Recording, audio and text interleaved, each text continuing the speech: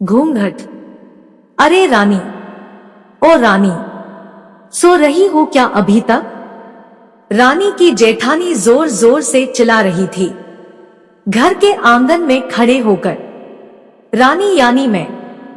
तभी मैं भागती हुई अपने कमरे से निकली और बोली, दीदी आ गई मैं। जेठानी बोली, रानी तुम्हारा नाम रानी है, तुम रानी नहीं हो। मैंने तुम्हें रात में ही समझाया था कि सुबह को जल्दी उठ जाना तुम्हारी मुंह दिखाई की रस्म है। मैंने बोला कि दीदी रात को नींद ही नहीं आई, जगह नहीं है, और मन में थोड़ा डर था कि सुबह आंख नहीं खुली तो।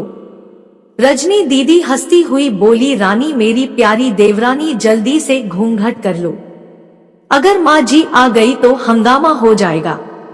मैंने घूंघट किया ही था तभी माँ जी वहाँ आ गई और कड़कड़ाती आवाज में बोली, चलो अब क्या यही गपशप मारती रहोगी तुम दोनों।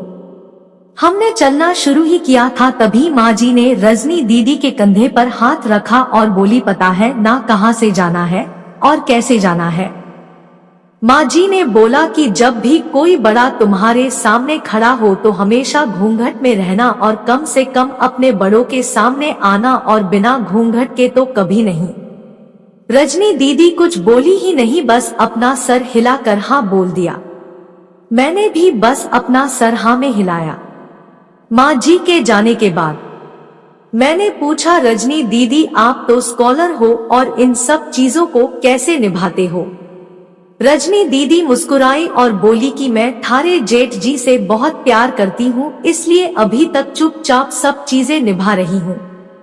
मैं कुछ नहीं बोली और चुपचाप रजनी दीदी के साथ घर के बाहर वाले कमरे में जाकर बैठ गई। वहां पर एक पड़ोस की आंटी जी बैठी थी। वो बोली कि यह कैसी बहू आई है, ससुर जी सामने खड़े हैं और ये यहाँ बैठी है, मुझे कुछ समझ ही नहीं आया मतलब। रजनी दीदी बोली कि आंटी जी अभी नई बहू है, यहाँ के रीति रिवाज सीखने में थोड़ा समय लगेगा। रजनी दीदी मुझे वहां से उठाकर मेरे कमरे में छोड़ गई। 6 महीने यूं ही छोटी छोटी चीजों में बीत गए। फिर एक दिन मैं राहुल के साथ साड़ी लेने गई। राहुल का फोन आया और वो दुकान से बाहर बात करने चला गया। साड़ी की दुकान पर मैं बेधड़क होकर साड़ियां देख रही थी। तभी साथ में बैठे हुए अंकल जी खांसे, एक बार फिर 2 बार फिर 3 बार। मैंने साड़ी वाले भैया से बोला कि भैया इन अंकल जी को पानी दे दो, बहुत खांसी हो रही है इन्हें। अंकल जी भड़क उठे और बोले, क्या बदतमीज लड़की है ये, कुछ शर्म लिहाज है या नहीं इसे। दुकान पर हंगामा देख राहुल बाहर से भागकर अंदर आया और अंदर आते ही अंकल जी के पर छू कर बोले, मामा जी आप यहाँ। मैं घबरा के दुकान से बाहर निकाल आई, एक लंबा घूंघट करके गाड़ी में बैठ गई। राहुल बाहर आया और गाड़ी में बैठकर गाड़ी बहुत तेज चलाने लगा। मैंने धीमी आवाज में बोला, गाड़ी बहुत तेज चला रहे हो, कहीं एक्सीडेंट ना हो जाए। हम घर पहुंचे ही थे तभी माँ जी जोर जोर से चिल्लाते हुए बाहर आई, देखो आ गई ये रानी साहिबा, खानदान की इज्जत मिट्टी में मिलाकर। तभी रजनी दीदी आई और बोली, माँ जी मेरे शादी को 6 साल हो गए हैं, मैं अभी तक मामा जी को नहीं जानती, ये कैसे जानेगी। माँ जी जोर से चिल्लाई, देखो कैसे चपड़ चपड़ जुबान चल रही है इस रजनी की। तभी राहुल सबकी बात काटते हुए बोले कि माँ ये दोनों सही बोल रही है, अगर ये हमेशा घूंघट करके रहती है तो ये मामा जी को कैसे पहचानेगी।